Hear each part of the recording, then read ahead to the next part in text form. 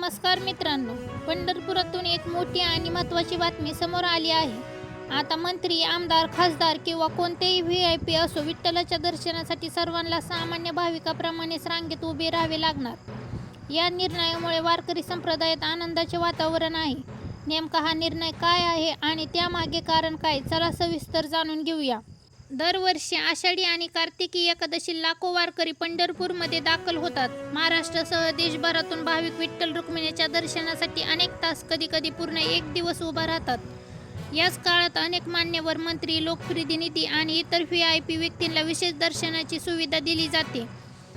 त्यामुळे सामान्य भाविकांना अधिक वेळ प्रतीक्षा करावी लागत असल्याची तक्रार अनेकदा समोर आल्या. याच पार्श्वभूमीवर प्रशासनाने महत्त्वाचा निर्णय घेतला आहे.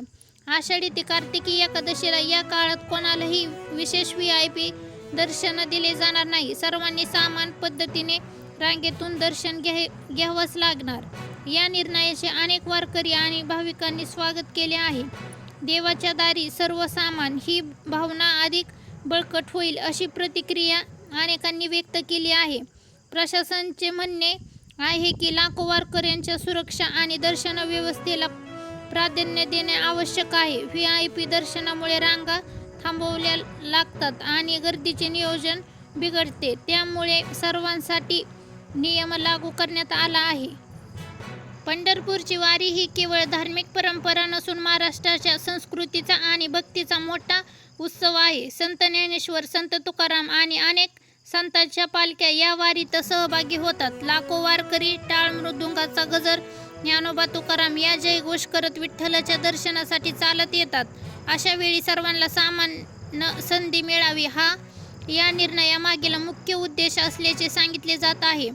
तथापि काही जणांनी मत आहे की विशेष परिस्थितीत काही अपवाद ठेवते, तर अनेकांनी मत आहे की नियम सर्वांसाठी सामान्य असावे.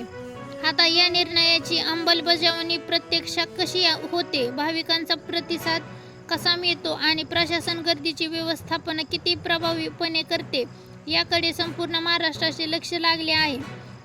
तुमचे या निर्णयाबद्दल काय मत आहे? VIP दर्शन पूर्णपणे बंद करणे योग्य आहे का, की काही विशेष परिस्थिती सवलत असावी?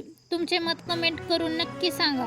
व्हिडिओ आवडला असेल तर लाईक करा, शेअर करा आणि अशा ताज्या मराठी बातम्यांसाठी आमच्या चॅनलला सबस्क्राईब करायला विसरू नका. धन्यवाद.